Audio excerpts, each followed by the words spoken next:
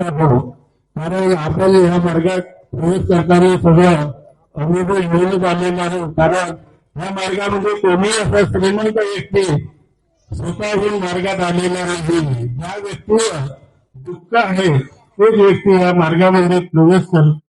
ही कृपा जागृत आहे.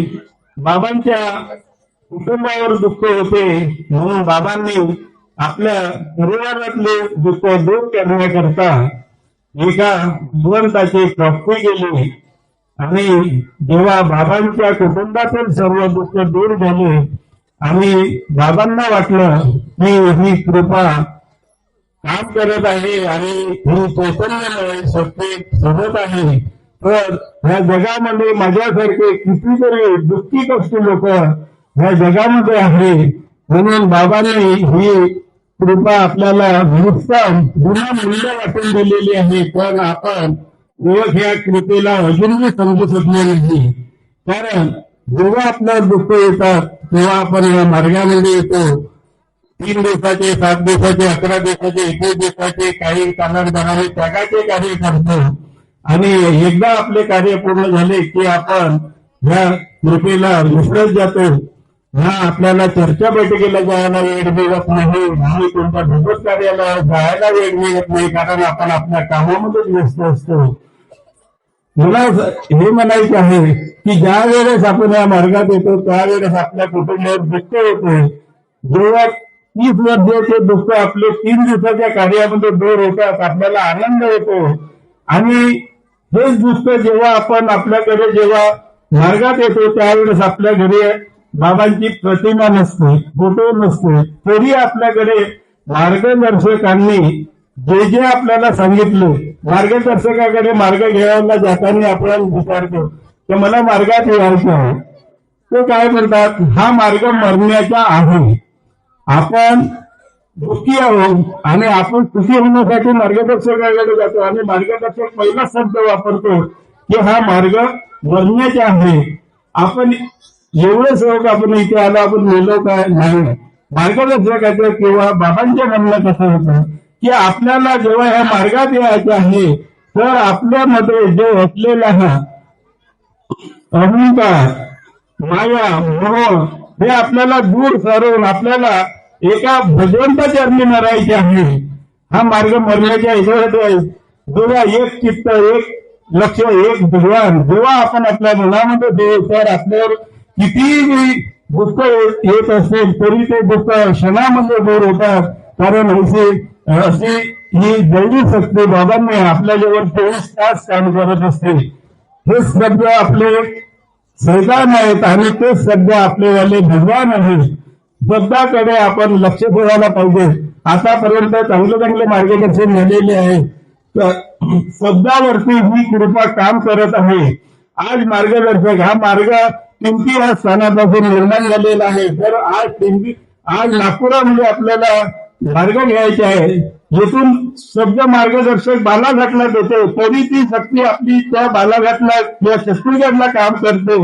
यावरून आपल्या सेवकांना हा अनुभव यायला पाहिजे की ही कृपा किती महान आहे. परंतु जेव्हा बाबांनी आपल्याला काय मागितलंय, बाबांनी फक्त आपल्याला भीक मागितली आहे. 4 तत्वातील शब्द 5 नियमाची. आपण मार्गात येतो, पक्के झालो की आपण सगळे नियम विसरून जातो. कोणी दारोडा सोबत राहते, कोणी गोटा जाते. आता या एका बंधूंनी सांगितलं की माझ्या आईने मला म्हटलं की बा तू हरणाला जा, सेवसंमेलन आहे तिथे जा. तर त्यांनी त्या आईच्या मनावर न घेता तो बिचारा आंबोल्याला गेला. काय परिणाम झाले त्या मुलांनी आताच आपल्या समोर सांगितलं. म्हणून ही दैवी शक्ती आहे आणि ही 24 तास काम करणारी आहे, ही शब्दावर चालणारी आहे. जर आपल्याला जमत असेल तर हो म्हणून शब्द द्यायचं, नाही तर पाहतो म्हणून किंवा सांगतो म्हणून आपण ते टाळून द्यायचं. कारण शब्द हा पकडून होतो. मी ह्या मार्गात येताना आम्ही जेव्हा आलो तेव्हा आमचं बी कुटुंब खूप दुःखी होतं. ज्या प्रकारे कुटुंबावर एवढे दुःख होते की आम्हाला काही समजत नव्हतं. त्या पिरियडमध्ये ज्या वैभवानाकडे गेलं त्या लोकांनी लुबाडण्याचे कामं केली. कुठे देवी देवताकडे गेलो आम्ही, कुठे आकत लावणारे होते त्यांच्याकडे गेलो, तरी पण आमच्या घरचे दुःख दूर झाले नाही. आणि शेवटी 2 वर्षापासून या मार्गात येण्याचा प्रयत्न केला. माझी माणसी मी या मार्गामध्ये येतोय, त्यावेळेस त्यांनी सांगितलं की तुम्ही या मार्गामध्ये या मार्गावर पुन्हा वैदाची जादू चालत नाही, पुन्हा तुकडीची तुका चालत नाही किंवा देवतांचं साधन चालत नाही. तरी पण माझ्या वडिलांना दारूच्या छंद होता, गांजाचा छंद असल्यामुळे त्यांनी हा कशाला मार्ग घेतात, 36 कोटी देवांगण आपल्या जवळ आहे, तरी तुम्ही इथे तिथे कसे भटकता. माझी आई नेहमी म्हणायची जे नाही आपल्या मुलांना नेहमी प्रगती बघत राहते त्याच्यामध्ये मार्गात. शेवटी असं करता करता 2 वर्ष मार्गामध्ये माझ्या वडिलांनी येऊ दिलं नाही. शेवटी असं प्रसंग आले की माझ्या पुतण्याची तब्येत बिघडली आणि माझ्या वडिलांनी शब्द वापरलं की तुम्ही मार्ग घेतो म्हणता तर घेत काढून नाही. ह्या शब्दावरती त्यांनी जसं शब्द सोडवलं तसंच मी रात्री 5 वाजता बाहेरगावी जे मार्गदर्शक होते आमचे नातेवाईक तिथे गेलो आणि मार्ग घ्यायला त्यांनी म्हटलं की ते मामा आमचे सकाळी जाऊ आपण मार्ग घ्यायला. तर आम्ही सकाळी 8 वाजता गेलो होतो. मार्गदर्शकांनी सांगितलं तुम्ही घरी एकटा करून घ्या, तुम्हाला एकट्याला मार्ग मिळत नाही आणि तुम्ही सर्व कुटुंबासहित याल, भाऊ बहिणी आई बाबा सगळे तेव्हाच मार्ग देते. पण पहा भगवंताची कृपा अशी होती की मी रात्रीच गेलो होतो, रात्री मुक्काम केला, सकाळी मार्गदर्शकाकडे गेल्यावरही त्यांनी मार्ग दिलं नाही. त्यांच्याकडून मी 8:30 वाजता वापस आलो आणि गावला येण्याच्या तयारी केली. तर म्हणाले की बा तुम्ही जेवण करून जा. तो मी त्यासाठी तिथे अर्धा तास थांबलो होतो. तेवढ्यातच माझ्या घरून माझे भाऊ वहिनी आई आणि त्या माझ्या पुतण्याला घेऊन खाचर बनलेले ते दवाखान्यात जायला निघालो आणि ते दवाखान्यात न जाता पहिलं ह्या पद्धतीने इथे येऊनल्यानंतर ते त्या ठिकाणी आले आणि भगवंताची कृपा बघा की जो मुलगा रात्री गेला म्हणून आम्हाला जोडलेला होतं तोच मुलगा गावाची स्त्री ओलांच्याबरोबर तो मुलगा बाबाच्या खिशातून तंबाखूचे डबे काढून तो खेळायला लागला आणि ज्या सेवकांच्या घरी आम्ही थांबलो होतो तिथे येता बरोबर खाचरातून उतरता बरोबर त्यांनी चालत जो 2 वर्षापासून चालत नव्हता तो मुलगा चालत त्यांच्या सतूत गेला. बाबाच्या फोटोजवळून तो त्या स्टेशनपर्यंत गेला आणि आम्हाला आनंद झाला आणि त्याच वेळेस आम्ही सर्व मिळून परत मार्गदर्शकाकडे गेलो. तेव्हा त्यांनी सांगितलं की आता तुम्हाला आई आली आहे, बहिणी आहे, भाऊ आहे आणि मी पण आहे, आता मार्ग आम्हाला पाहिजे आहे. तर त्यांनी मार्ग म्हणजे तुमच्या गावामध्ये हेरुबा किर्तन म्हणून सेवक आहे त्यांच्याकडून तुम्ही तीर्थ घेऊन घ्या, घरी साफसफाई करून टाका आणि कार्य 3 दिवसाचे सुरू करा. आम्हाला आमच्या गावात कोण सेवक आहे म्हणून आम्हालाही माहित नव्हतं. जेव्हा गावात आलो तेव्हा आम्हाला माहित पडलं की अजून आमच्या गावात पुन्हा 2 सेवक आहेत. त्यावेळेस आम्ही 3 दिवसाचे कार्य सुरू केले. 3 दिवसाच्या कार्यामध्ये 30 वर्षाचे दुःख नष्ट झाले. आज मार्गात आल्यावरती आमच्यावर दुःख येणं सुरू झालं. का बरं? कारण की मार्गात आल्यावर आपण फक्त सकाळची विनंती सायंकाळची प्रार्थना करतो आणि आपल्या कामामध्ये व्यस्त राहतो.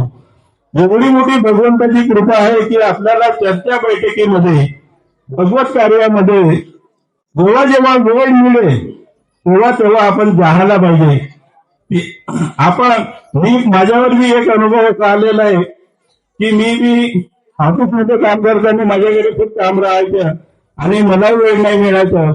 एक वेळ असं झालं की भाऊ माझ्या घराच्या बाजूला गृह हवन कार्य होतं आणि त्यांनी मला जसं आज मला राहुलजीने फोन करून सांगितलं तसंच त्यांनी सांगितलं. मला वाटलं की भाऊ माझ्याकडे खूप काम आहे, मला ऑफिसचे काम करायचे, घरचे पण काम करायचे, माझं जमणार नाही, मी हे काम केव्हा करू. मला त्या नव्या उन्हाळ्याला जायचं होतं. मी घरच्या लोकांना सांगितलं की जवळ भवन आहे तर आपल्याला उद्या जायचं आहे. तर बाकीचे काहीच नाही बोलले, पण तू मला जायचं होतं तर मी सकाळी 9 वाजता होणारा गेलो, 2 कार्य पार पाडले, 11 ते 12 ते 5 वाजेपर्यंत चर्चा बैठक केली. त्याच्यानंतर चर्चा बैठक झाल्यावर मी तिथे 9 वाजेपर्यंत बसलो आणि थोडा दिवस माझा व्यस्त गेला. मला वाटलं की हे काम आता होणार नाही, उद्या ऑफिसमध्ये मीटिंग आहे. परंतु भगवंताची अशी कृपा आहे की आपण जेवढं भगवंताला वेळ देऊ तेवढं भगवंत आपलं कार्य करत असतो. हे मला त्या दिवशी कळलं की ते कार्य मी दिवसभर जरी लिहित बसलो असतो किंवा केलं असतं तरी झाले नसते. ते कार्य माझेवाले रात्री जरी 9 वाजता आल्यावरती माझे ते कार्य 12 वाजेपर्यंत पूर्ण झाले आणि मला समाधान वाटलं. त्या दिवसपासून मी भवनातली चर्चा बैठक, माझ्या परिसरातली संदरवाडी चर्चा बैठक किंवा मला जिथे आवश्यक होईल तिथे नव्या मला मी उपस्थिती देतो. कारण की भगवंताचे कार्य आपण केले तर भगवंत आपलं कार्य करतो. म्हणून बाबांनी दिलेले 4 तत्व, 3 तत्व, 5 नियम हे सर्व लोकांनी तंतोतंत पालन करावे. मी पण पालन करण्याचा प्रयत्न करेन. म्हणून बोलून मी माझे 2 शब्द पूर्ण करतो. सर्वांना